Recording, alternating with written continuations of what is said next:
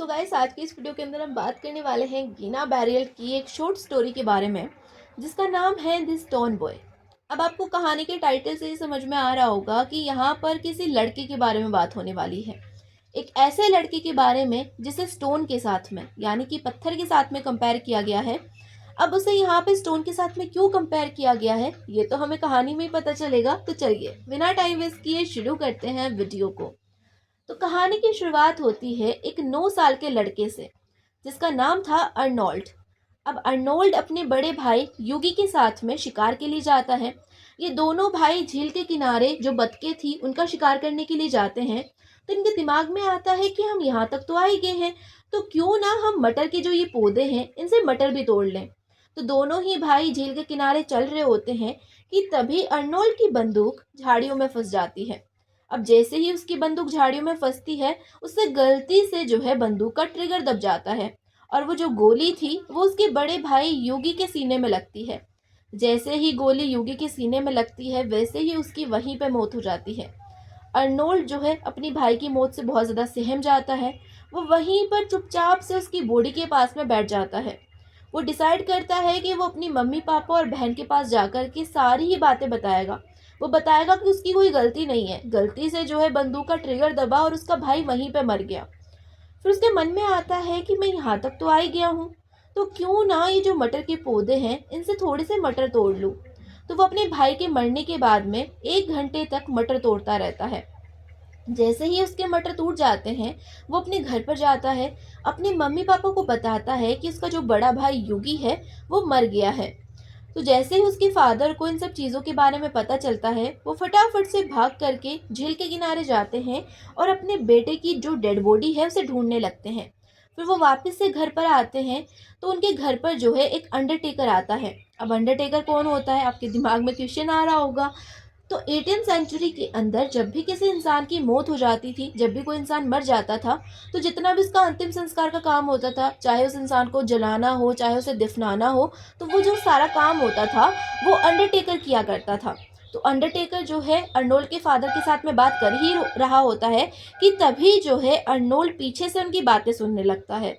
वो उनकी सारी ही बातें सुन लेता है। अब अंडरटेकर वहाँ से जा चुका था। तो जो युगी के और अर्नोल्ड के फादर हैं, वो अपने छोटे भाई एंडी को अपने घर पे बुलाते हैं।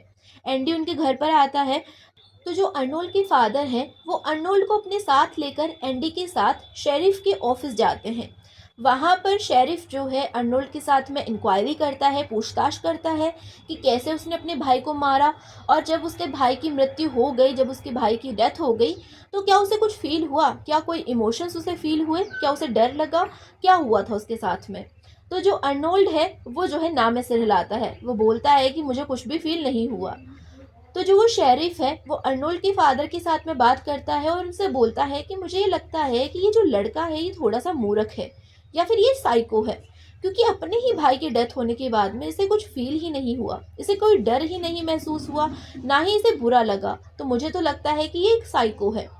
तो जो एंडी है, यानी कि जो अर्नोल्ड के चाचा हैं, वो जो है शेरिफ की बात के साथ में सहमत होते हैं। वो बोलते हैं कि जी सर, हमने भी जो है ये सब चीज़ें नोटिस करी हैं। पहले भी जो अर्नोल्ड है उसे योगी की कोई फिक्र ही नहीं थी, वो योगी की बिल्कुल भी परवाह नहीं करता था। फिर ये जो है तीनों ही अपने घर पे वापस आते हैं। पूरा परिवार जो है रात का खाना खाता है। कोई भी जो है योगी की मौत के बारे में बात नहीं करता।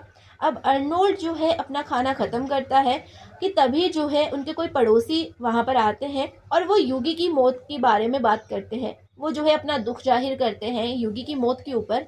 तो जो अर्नोल्ड है उसे कुछ अच्छा नहीं लगता, तो वो वापस से अपने बेडरूम में चला जाता है। अब बेडरूम में जाकर के अर्नोल्ड को जो है कुछ फील होता है, उसे डर लगता है। उसे लगता है कि उसे सब कुछ बता देना चाहिए कि जब उसके भाई की डेथ हुई थी तो उसे कैसा फील हुआ था, उसे कितना डर लगा था, वो कितना सहम चुका था। तो वो जो है अपने मम्मी पापा के पास में उनके बेडरूम में जाता है। तो जैसे ही वो अपनी माँ का नाम पुकारता है, तो उसकी माँ बोलती है कि जाओ अपने कमरे में वापस जाओ। अर्नोल्ड चुपचाप से अपने कमरे में जाता है। सुबह के समय जो सारा ही परिवार है वो ब्रेकफास्ट करता है। अर्नोल्ड जैसे ही वहां पर पहुंचता है, तो उसकी बहन जो है उसे दूध का जग नहीं देती। अर्नोल्ड के साथ में ये पहली बार हुआ था, क्योंकि पहले उसकी बहन ने ऐसा जो व्यवहार है उसके साथ कभी नहीं किया। तो अर्नोल्ड को थोड़ा सा बुरा लगता है। अर्नोल्ड वहां से उठ करके जाने लगता है, तो तभी उसकी माँ जो है उसे बुलाती है और उससे पूछती है कि तुम रात में क्या बोलने वाले थे, क्या बात करने वाले थे मेरे से? तो अर्नोल्ड बोलता है कि मुझे आपसे कोई बात नहीं करनी थी, और ऐसा कह कर के उस घर से निकल जाता है। और यहीं पर आपकी जो स्टोरी है ये ख़त्म हो जाती है। अब अगर हम इस कहानी की मोरल की बात करें तो हमने देखा कि जो अर्नोल्ड है उसे अपने भाई की मौत के बाद में बहुत ज़्यादा डर लगता है, वो एकदम से सहम जाता है, लेकिन वो अपने इमोशंस को किसी के साथ में शेयर नहीं कर पाता। तो लोग जो है उसे डिक्लेयर कर देते हैं कि वो एक साइको है, लेकिन ऐसा नहीं था। उसे अपने भाई की मौत का बहुत ज़्यादा दुख हुआ था, बहुत ज़्यादा सदमा लगा था, और इसी की वजह से वो अपनी जो फीलिंग्स है उनको शेयर ही नहीं कर पाया। तो इस कहानी से हमें यही समझ में आता है कि किसी को भी बिना जाने बिना समझे उसके कैरेक्टर को डिसाइड नहीं कर लेना चाहिए। तो होप सो आपको ये कहानी अच्छी लगी होगी, आपको इसका मॉरल समझ में आया होगा। अगर वीडियो अच्छी लगी है तो वीडियो को लाइक कर देना, चैनल को सब्सक्राइब कर लेना, और अपने फ्रेंड्स के साथ में इस वीडियो को शेयर भी कर देना। अब अगर आपको किसी और टॉपिक पे वीडियो चाहिए तो आप उस टॉपिक का नाम मुझे कमेंट सेक्शन में कमेंट कर सकते हैं, मैं उसके ऊपर ज़रूर से वीडियो बनाऊंगी। तो मिलते हैं नेक्स्ट वीडियो में, तब तक के लिए bye bye, take care, keep watching, keep learning, love you all.